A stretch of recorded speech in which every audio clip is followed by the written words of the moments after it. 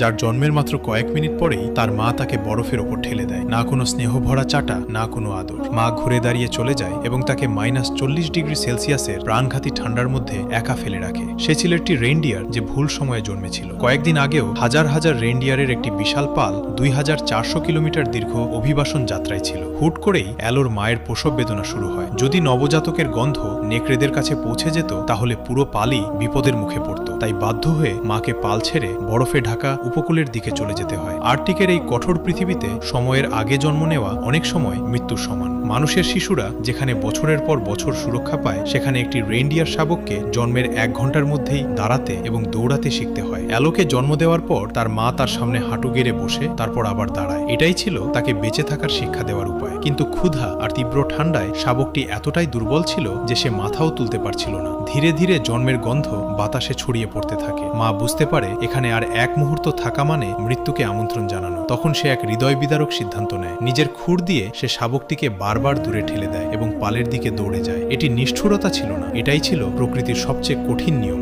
বেঁচে থাকাই জীবনকে এগিয়ে নেওয়ার একমাত্র পথ। এখন ছোট্ট শাবকটি মৃত্যুর মাঝখানে সম্পূর্ণ একা, কিন্তু তার দুর্বল কান্না অন্য কারো দৃষ্টি আকর্ষণ করে। আকাশে চক্কর দিচ্ছিল এক বিশাল সোনালী ঈগল। সে শাবকটিকে সহজ শিকার বলে মনে করেছিল। ডানা মেলে দ্রুত নিচে ঝাঁপিয়ে পড়ে সে। ঠিক তখনই তুষার ঝড় ভেদ করে একটি বজ্রের মতো ছায়া সেখানে এসে পৌঁছায়। সে ছিল অ্যালোর মা। শেষ মুহূর্তে সে ফিরে এসেছিল। ঈগলটি আক্রমণ করার আগেই মা নিজের সন্তানকে শরীর দিয়ে ঢেকে ফেলে। এবার সে তাকে আর দূরে ঠেলে দেয় না। তার উষ্ণ জীব সাপকে শরীরে জমে থাকা বরফ পরিষ্কার করতে থাকে। প্রতিটি স্পর্শে ছিল অনুশোচনা, ভালোবাসা এবং সন্তানকে আবার ফিরে পাওয়ার স্বস্তি। কিছুক্ষণের মধ্যেই শাবকটি জীবনের প্রথম দুধ পান করে। সেই উষ্ণতা তার শরীরে নতুন শক্তি জাগিয়ে তোলে। সেই রাতটি তারা একসাথে বরফের মাটিতে কাটায়। কিন্তু আসল চ্যালেঞ্জ তখনও বাকি ছিল। তাদের নিজেদের পালের কাছে ফিরতে 300 কিলোমিটার পথ অতিক্রম করতে হবে। এটি ছিল সময়ের বিরুদ্ধে এক কঠিন দৌড়। ছোট্ট অ্যালো বারবার পড়ে যায়, ক্লান্ত হয়ে পড়ে, কিন্তু তার মা প্রতিবার তাকে উঠে দাঁড়াতে এবং এগিয়ে যেতে